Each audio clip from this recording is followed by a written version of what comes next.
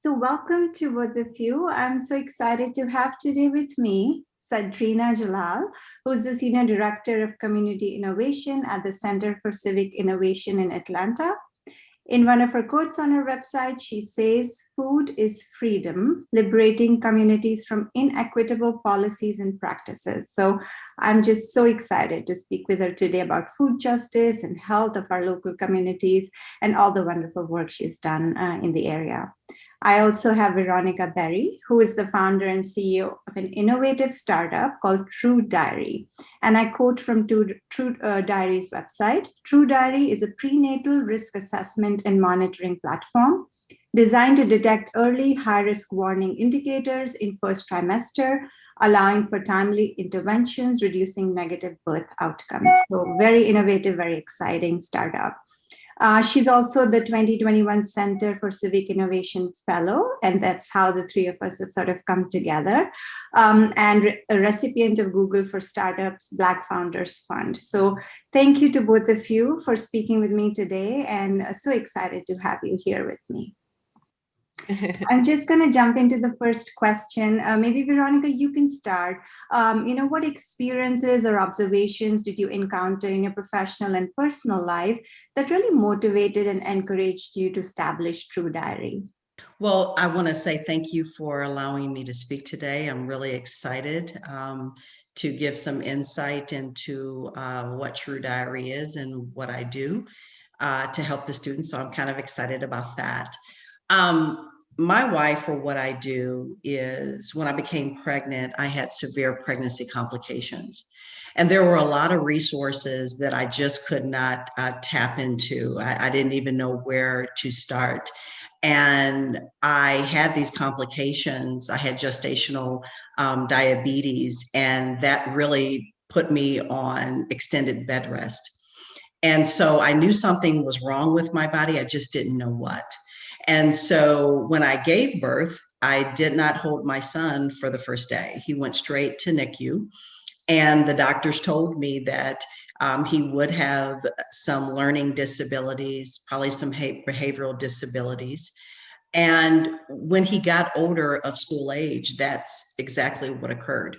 And I remember the administrators telling me that Jalen wouldn't be able to read or write. He was going to have trouble doing that.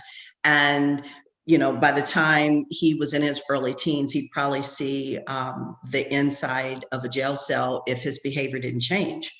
And all I remember seeing when I went to teacher-parent conferences is my son's desk in the hallway. That's how they dealt with Jalen. That's how they taught him. And his desk was in the back of the classroom. And I knew at that point that I didn't want another mom to go through the things that I went through. And that's kind of how TruDiary was birthed. So we're building a smart assistant that assists OBGYNs with much needed insight between doctor's visits that can help them better manage those patients for better maternal outcomes. And so what we're focused on now is rural Georgia, and how that came about when I went to a conference in DC, maternal health conference. I found out a startling statistic. The director of the March of Dimes said that 20 million women live in maternal health deserts, which I didn't know. And so I began to study what that meant. And so that's how I met my co-founder. She's an OBGYN. She's one of my co-founders in rural Georgia. And I told her my experience, and she said, you really need to do your research on Georgia. And when I did that research, I found out that 79 out of 159 counties in the state of Georgia are without obstetrics care. And so that's what really led me to the work in rural Georgia with African-American women. So that's kind of where I'm centering on today. Thank you so much, Veronica. That's just so inspiring, the way you connected it to your life story. You sound like someone who's sort of looking for a solution. So that's fantastic to hear, very inspiring. So let's move to you, Sagdrina. As a Senior Director of Community Innovation, thinking about what's the biggest challenge that you face when you sort of were preparing to take this position, and maybe also speaking a little bit about opportunities you see in this space and, sort of supporting work like Veronica is doing. Absolutely. I think, I transitioned out of my very focused work in local food systems and food justice specifically into this role. And although I was extremely excited to do so because I knew that, I would have the opportunity to engage so many people on so many topics and really work on making, Atlanta the city that I know that it can be.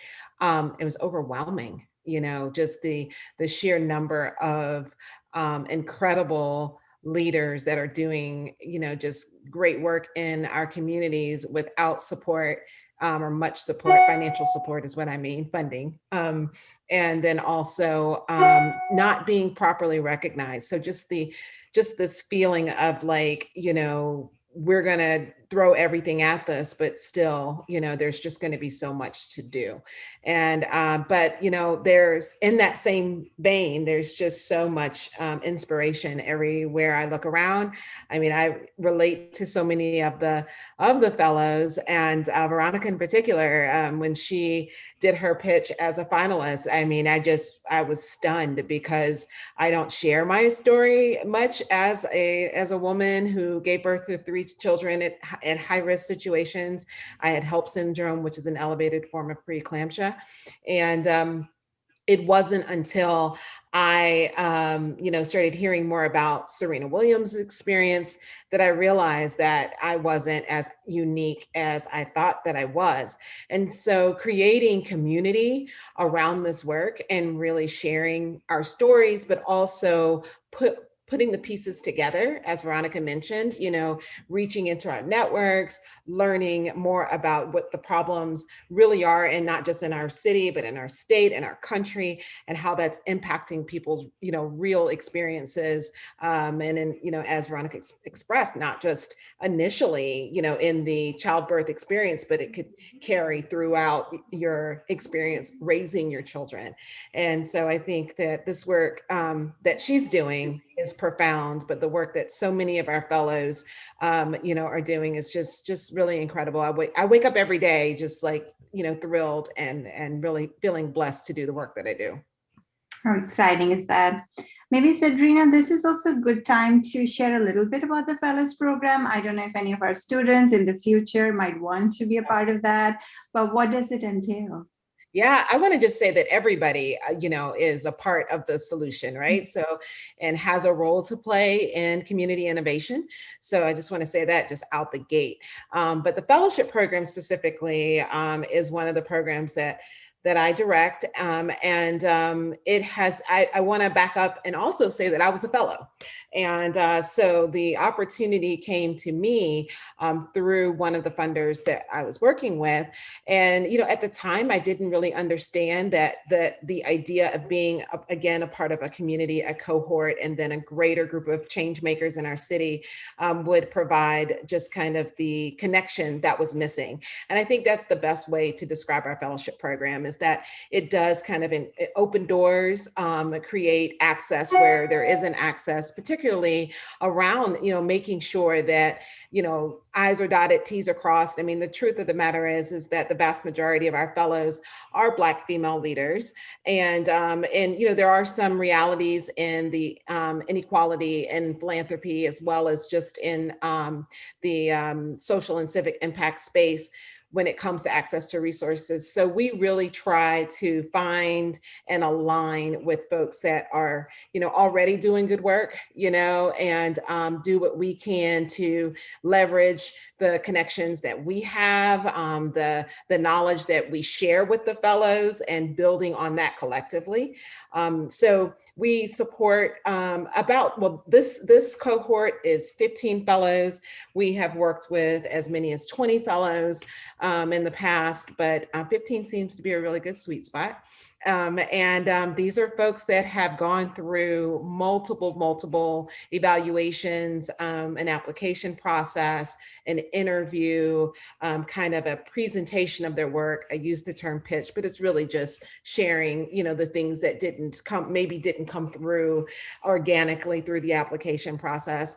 On average, we'll have around 100 or so applications. And so, it does takes a lot to get to the point where Veronica is, but we have come across so many folks, both that are fellows, but also folks that are not necessarily fellows, but are doing great work and align with us through our trainings, through our community in other ways, and sometimes even become partners. Wonderful. Thank you for sharing that. And sort of the impact is right in front of us with all the great work that Veronica is doing. So thank you for sharing about that program. So Veronica, I'm going to go back to you and ask you a little bit more specific question about just the area of maternal health and, the issue of health in general. So so the question really is, in public health and health policy, it is a known fact that women of color, especially Black women, face higher risk of mortality and morbidity when it comes to reproductive health. So in the work that you've been doing involving maternal health deserts and early risk detection, do you see that people of color are affected more when it comes to negative birth outcomes? And any sort of suggestions and ideas and measures around policy or otherwise that you think should be implemented in order to help this issue? Well, definitely women are especially Black women are more affected when you talk about health disparities. Black women are 3 to 4 times more likely to experience a pregnancy complication than white women. And if you look at that in a scope, just to give you a perspective about that. So if white women are experiencing pregnancy complication at 10%, that means Black women are at a 30 to 40% increase in that number. So that's kind of where we're sitting. When you look at rural America, it's even higher because those resources are not readily available. So when you start talking about access to care, one of the things that can happen, training is so key, because when you start looking at disparities, what that lets you know, there is a bias somewhere in women, Black women being seen as we can handle pain, or, it's not that important. So I think training is something that we can do in health systems to really get clinicians to understand there is a major difference, and we really have to get a handle on this. Just to put it in a little bit more perspective, Georgia is probably one of the highest states in America. They're one of the highest in maternal mortality, meaning that it is one of the most dangerous states to have a baby. And, you're talking about the United States of America. So that's a big problem. But access also, we have to do a better job in being able to get resources out to these communities for Black women. And how do you do that? Connectivity is a big thing. Women in rural America, especially African American women, should have the same type of benefit as if that woman were in the city of Atlanta or in Buckhead. And so that's what TruDiary is working on. We are working on being able, and I always say we're the eyes and ears of OBGYNs when patients are not in front of them. And so what our technology does, it allows OBGYNs really to monitor these patients anytime. So it doesn't matter if that patient is in an area where they're an hour away from an OBGYN, they will get the same quality of care, prenatal care, than someone in the city. And so those are the types of things that I think are necessary, and being able to partner with different organizations that have any and everything to do with prenatal care, whether it's an organization like Healthy Mothers, Healthy Babies that advocate at the state capitol to change policy to reduce the maternal mortality rate in the state of Georgia, or just regular healthcare systems such as Grady, who is known for being a trauma center, but what a lot of people don't know, they have a strong NICU department that really caters to high-risk pregnancy, because that's what they do. They deal with trauma. So they have that type of specialty where they can deal with these patients anywhere and anytime. It doesn't matter where they're at. So those are the types of things that we could be doing and that TruDiary does to help, have better maternal health outcomes. Sagdrina, did you have any to add? Yeah, I do actually. I'm just sitting here, as Veronica's talking, I'm just sitting here thinking like she's really highlighting how TruDiary is, supporting Black women specifically, women of color. But, I'm thinking like in this COVID time that we're in and all of these pivots that we've had to do, this is useful for everyone, right? And so I think that's something that I just wanted to highlight, because I think that we think about, and I even emphasize like the disparities that take place, in the leadership and work that so many Black women are doing. But there's also the innovation that's happening here is beneficial to all of us.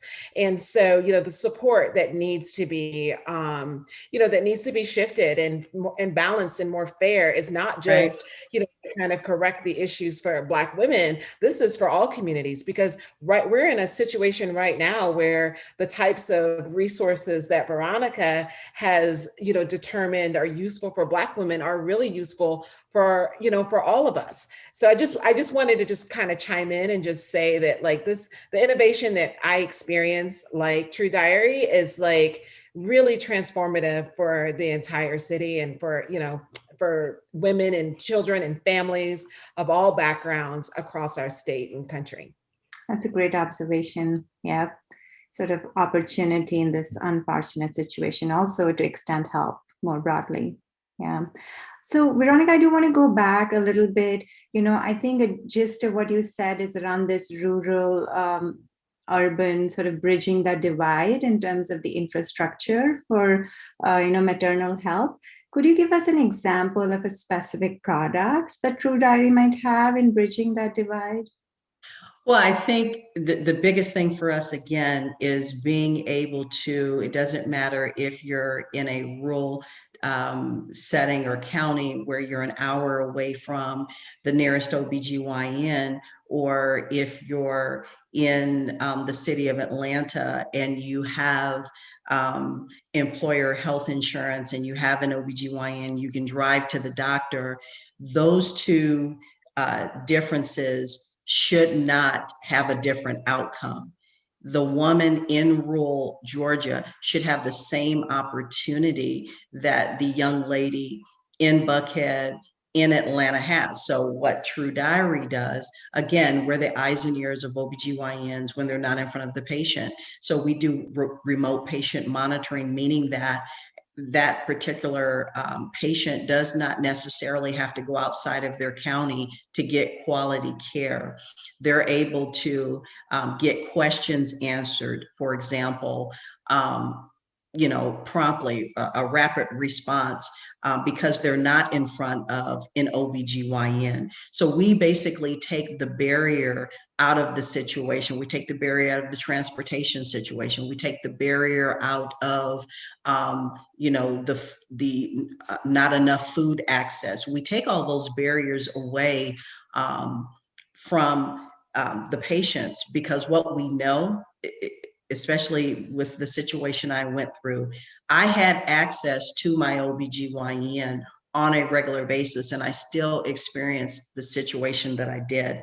And what I realized is that that is magnified when you don't have a car, when you don't have transportation, when you're an hour away from your OBGYN. So we take all those barriers away from that patient and let them understand that they're going to get that same quality of care at their fingertips. Wonderful. Thank you. And one of my students also noticed that you have a master's in public administration, so very inspiring for my undergraduates. And then the students is asking that in what ways do you believe policy action can help improve equity in maternal health deserts, which sort of you mentioned at the top of our conversation too? Well, let me just say this. So I pursued a master's degree in public administration because I really wanted to work in public service. Although I didn't work in government, I went to corporate America. But what it did help me do, it helped me open my eyes to no matter what you're campaigning for or you're lobbying for, there are certain things that have to be in place in order for you to make change. It's one thing to partner with organizations such as Healthy Moms, Healthy Babies, and what they do. One of the things they do, they go to the legislative sessions because they want to rally around making change and changing policy to help reduce maternal mortality. But as we've seen with even the last election, what we know is that no change happens unless you have certain lawmakers in place. So it's more than just being able to rally and lobby to state legislatures. You really need to go out there and take a grassroots approach and really see who is really interested in what you're trying to solve. So for instance, with maternal health, if we don't have legislatures in office that really care about maternal health, they're not going to change policy or state legislature to reduce, the maternal mortality rate. And I give you an example of what I'm talking about. And this is a sidebar. When you look at the abortion rights bill that was passed, if you look at what came out of that bill, women up to 6 weeks, you couldn't get an abortion until after 6 weeks. Well, we know that most women really don't find out they're pregnant until 6 to 8 weeks. And so when you look at how that affected women in being able to not be able to get an abortion and not make a decision on their own bodies, what that did, it had an effect on Planned Parenthood. And so a lot of those reproductive dollars were taken away, meaning that a lot of those women found themselves in reproductive health deserts. And what we know is that if you can't get the quality reproductive, health care, when you find out you're pregnant, you're not going to get quality maternal care. So it's all relevant. But when you look at who really brought about that bill, it was white men. And so they're not engaged in the population that was affected by having that bill. So being able to vote people in that care about maternal health is a key in bringing those disparities to a head. So that's what I would say about that. Thank you. That's fantastic. So we're going to continue with this sort of theme of, from health deserts to maybe food deserts. And I know, Sagdrina, you have done a lot of work in that area. So at the policy level, what do you think can or should be done to solve the problem of food deserts in underserved communities? I want to just say that there is a direct correlation, right, between, kind of like health disparities, food disparities, justice in all of these areas. And, particularly as we talk about, what's happening in rural communities and what happens, during pregnancy and immediately after delivery, so much of that is dependent on good quality nutrition, in addition to, the connection with the doctor and the doctor picking up on things. So, when we talk about food justice, I just wanted to say that, a lot of what Veronica's working on also provides an opportunity for the best start, as it relates to food for mothers and for babies.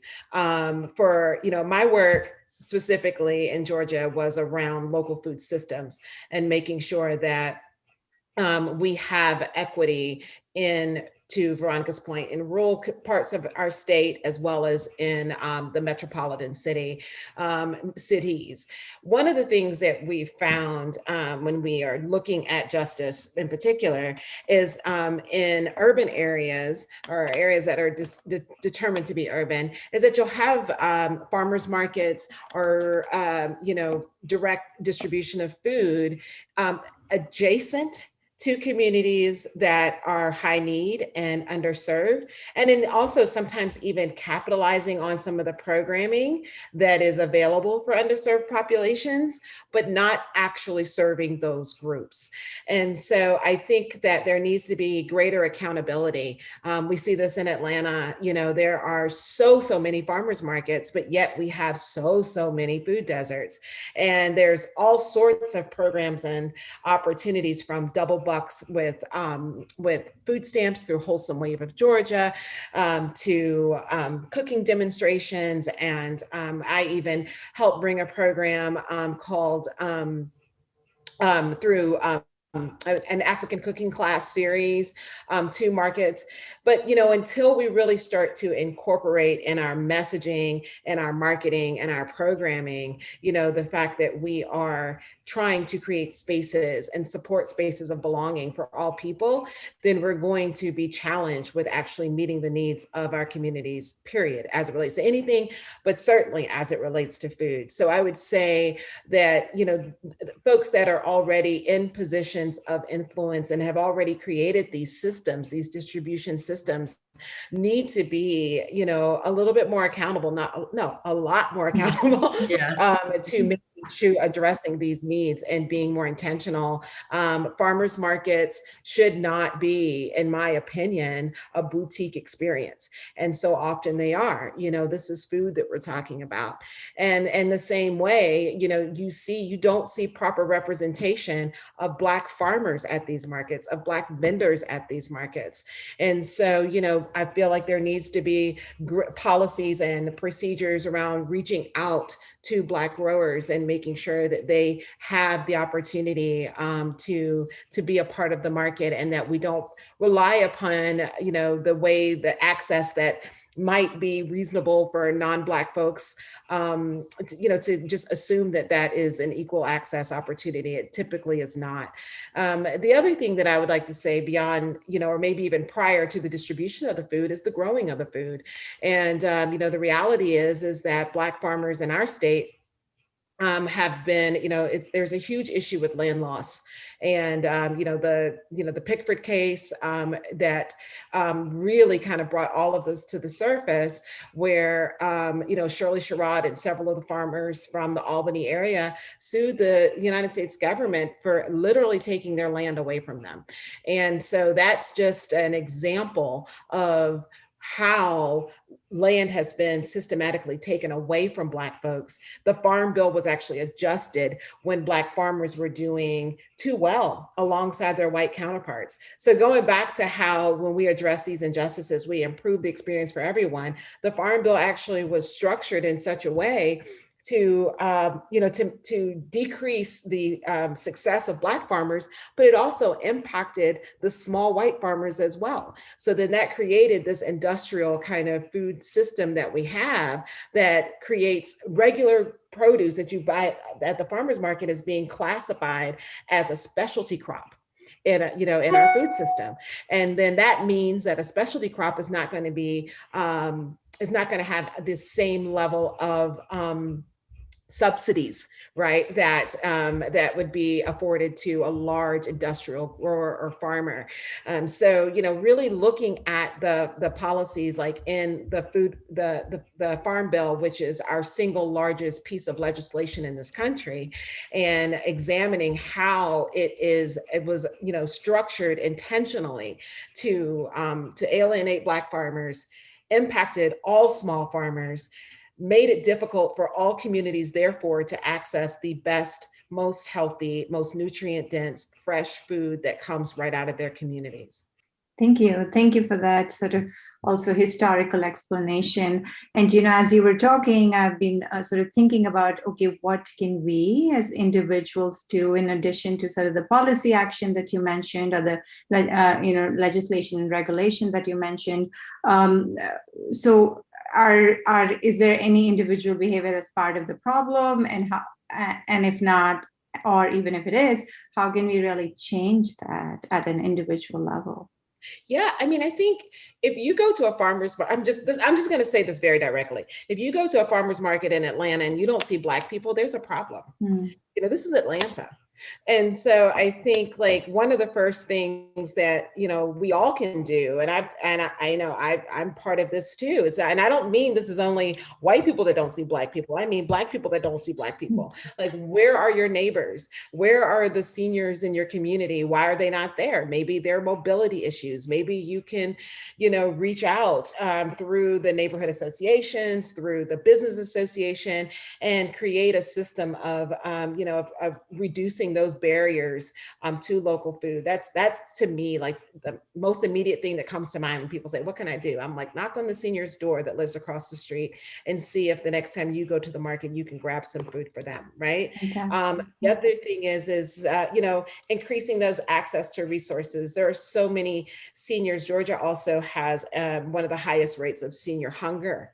And there are, services and support and opportunities, but a lot of times they just don't even know that they have access to them. So I think that seniors are a great way. And then, I won't use the bad language, but, Ron Finley, who is the gangster gardener out of South Central LA, he considers himself to be like a guerrilla gardener. He just started planting stuff and, just on the street corner and dared, the officials to say something. So he just created, just edible landscape for his community. So at the end of the day, like, plant some stuff.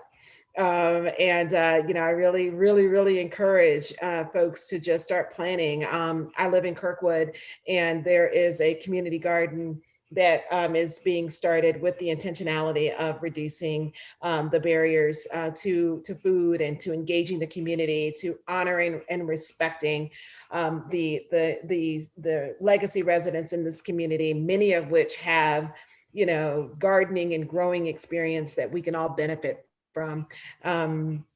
I'm super excited about that. We're planting fruit trees, I think like 150 fruit trees in our community that will be in our front yards and be accessible to our neighbors. So there'll be kind of a shared rotation of fresh fruit in over the next several years. So programs like that are super exciting to me. Community gardens are super exciting to me. Get involved in those, support them. Even if you don't garden yourself, donate, buy a share of produce from those spaces. Just there's small things that I think we all can do to make sure that we're increasing access to food to everyone, and that these farmers continue, to grow and to feel supported by their community. Oh, fantastic. Thank you for those really inspiring suggestions, Sagdrina. So I'm going to come back to you, Veronica. And, we've talked a little bit about the effect of the pandemic on TruDiary's business model. Maybe take us through a little bit of before the pandemic, where you were going, and then how did you pivot, post-pandemic? Well, one thing I will say that the pandemic has changed a lot in digital health. Before the pandemic, I would say the average sales cycle of engaging with a health system was 18 months.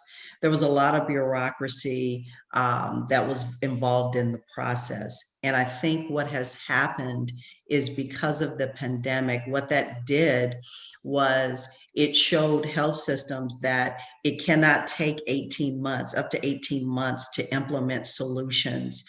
If you have a startup that has a solution that will help your organization, that sales cycle has really been reduced to up to 8 weeks. So I think that's one of the differences in what has happened in the pandemic. I think another difference is telemedicine has been adopted so widely now. Before the pandemic, it was a hard sell because there was so much regulation that was involved. You had to be, where a health professional was, to be considered, being able to use telemedicine, and for it to be, paid for by insurance. And now telemedicine, I think that's the biggest difference. It is, nationwide now, coverage. And so that has changed a lot of digital health startups, and how far they've come in a very short period of time. I think our biggest pivot that we have made from the effects of the pandemic, we really had to hone in on who our customer was, and we had to really take a very narrow and focused approach to prenatal care. We couldn't be all things to all people. And I think as a startup, sometimes you want to cover everybody. Oh yeah, we can pivot to this situation. And one of the things that we didn't do, a lot of people told us, hey, you need to, we know you're doing prenatal care, but you really need to pivot into a COVID startup and do something with COVID, attach COVID to it. And what I did do is I went and talked to our mentors who were OBGYNs, and they said, absolutely not. Do not get on the COVID bandwagon, because COVID will not be here forever. And once COVID is over, what are you going to have? So we were very, focused on staying the task with prenatal care. And so we just became more specific and focused on what we wanted to do. And, in talking to our OBGYNs, it was more about, what was going to save them time, what was going to help them, better engage with their patients, what was going to work directly and integrate into their workflow, which TruDiary does. We do all those things. We save time for the OBGYNs. We allow them to better engage their patients by spending more time with solutions, as opposed to asking, questions throughout the office visits. So we take that time away of having them doing tedious tasks that's already engraced into our technology.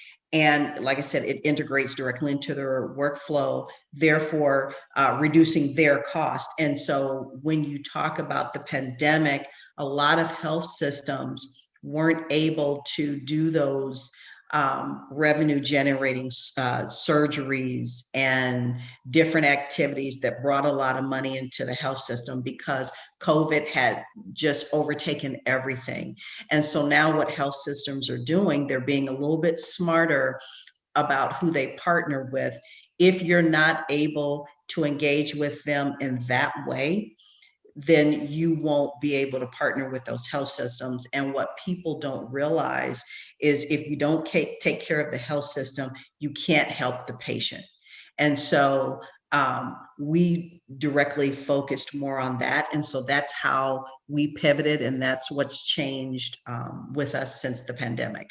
So Sagdrina, I want to sort of go from Veronica's sort of specific example to thinking broadly about the pandemic and the issues of food justice, food scarcity. So the question I have in front of me is, how has the pandemic changed the food industry, specifically food scarcity, justice, and food economies, including effects on tourism that have affected economy and jobs. So any comments on, the work that you've been doing all these years, the effect of the pandemic on that?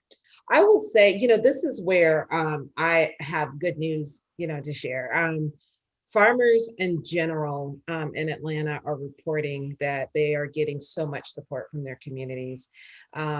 People are going hyper local. They're finally understanding that Sprouts is not purchasing food from local farmers, and they're taking the extra effort to engage local growers in a very, very specific way.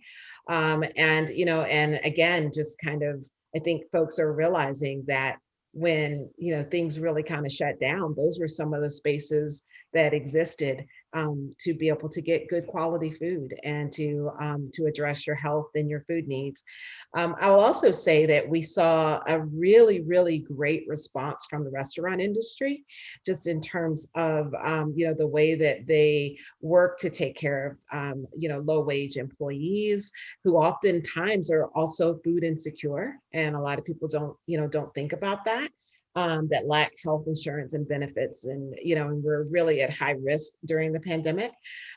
We also saw restaurants teaming up with folks who are distributing food, like Umi Feeds and another one of our fellows. And so we've seen a lot more both interest from on the kind of the industry side, but also on the individual community side as well. Folks being willing to support their neighbors, being willing to pay attention, to recognize the intersectionalities between, kind of inequality in our city as it relates to, any number of topics. Racial reckoning that we've all kind of had to address, some of the political unrest that we're dealing with, and this pandemic. All of these issues intersect in very, very interesting and sobering ways, I think, in our communities right now. And so it's been very interesting to see how communities are responding. I think as difficult as it's been to shelter in place, and as hard as it's been, to be isolated from, especially with this fellowship class. Like, this is the first time we've been like completely digital, and it's been so tough, but like seeing the resilience of these communities. And I tell people, I'm like, Georgia is just the place to be right now. I mean, we are doing it from all the way from, how we're responding in certain ways to, and with this pandemic, to like our political systems and how we're addressing those things. And, sustained change takes time. It takes intentionality. So we have a lot of work to do, but I'm extraordinarily hopeful that the changes that I'm seeing in communities in Atlanta has the potential to shift. I will say, or to stay. It's shifting, and now I think it has a potential to stay. What we have to do is hold, the lawmakers accountable, and we also have to hold, philanthropy accountable. We want these programs to stay, and we need to make sure that they are supporting them, and not through, pass-through ways, that they are directly infusing money into these organizations so that they can sustain and continue to do the work long after, this pandemic is not impacting us the way that it is now.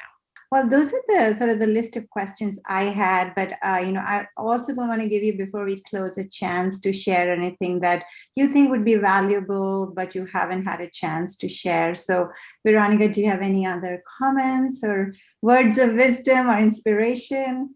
Well, one of the things that I will say first, so I told my story, but I didn't tell you the final outcome. So, I told you that, I went through all these things with my son, from learning disabilities to behavioral disabilities. And so we got him into baseball at a very young age. And I'm happy to say that my son just turned 18. He is on his way to Lincoln Memorial University on a baseball scholarship, and he has a 3.5 GPA. And the reason that I tell that story is because a lot of women in my situation that didn't have, again, even though I didn't have the resources and I didn't know, where to turn, and I didn't have that support system, I still had employee insurance, and I still was able to drive to the OBGYN. And the reason I tell the story and the outcome is because for women in rural Georgia and in maternal health deserts that don't have those same resources need to hear from someone who went through the same thing that they may be going through right now, and understand and know that there can be a positive outcome with positive changes that happen in your pregnancy and your prenatal care. So that's very important. And I just feel like for the students who will be listening to this recording, anything that you want to do in life and fight for, you're able to do that. All you have to do is just start. just do it. Nike says, just do it. Don't ever feel that an obstacle is too high, or you don't have experience, or you don't have lobbying experience, or you can't make a change. I had no experience when I started my business. I didn't even know what a business plan was, what a pitch deck was. And I was able to funnel my way through it with the help of mentors, and even with CCI and the fellowship. It's a great thing for me right now, because the startup is to the point where we really have to make sure that we're crossing all of our T's and dotting all of our I's to make sure that we make a very distinct impact within the maternal health community. And CCI is helping us do that. So I just wanted to say that. Oh, well, Veronica, thank you for sharing your story. I feel so inspired sitting here. So I really, really appreciate that. And I'm so excited for your son. I wish him all the best. Sagdrina, do you have any other comments to add? Yeah, well, I think stories are best told through our children. So similarly, like Veronica, I have an 18-year-old daughter. What's really interesting is that she hasn't decided where she's going. She's applied to about a dozen places, but she has created quite a bit of a stir at her school around racial justice and just the experiences. And so what I want to say about that is that you're never too young to challenge things in the status quo. And I encourage, and I think there's so much inspiration in young people. I also have I have two grown sons. My oldest son graduated from Oglethorpe University with a degree in studio art when, people really questioned us supporting him in art. And now, he's a very successful local artist. And so that's been great to see. And his work is inspired by, the craftsmen of his family. So I think there's just so many ways that young folks can make their mark in this world. My middle son is a graduate of Georgia State School of Business just this past fall. So, and he's starting his own business, and he is determined that he will be his own boss. So, I'm inspired by my children. I glean inspiration by the students that we get to work through, whether they're interns or that we are facilitating classes or having conversations with like this. So I just, I encourage the students that are participating in your class and are, kind of honing in on how they plan to make an impact in their community, to don't wait till graduation, start now. Yes. Oh, well, wonderful. That is really, really inspiring, both of you. And I just want to thank you for being so authentic and so transparent in your ideas and in your stories. And I learned a lot, and I'm sure my students listening to this will learn a lot too. So thank you to both of you. Thank you for having us. Yeah, it's great.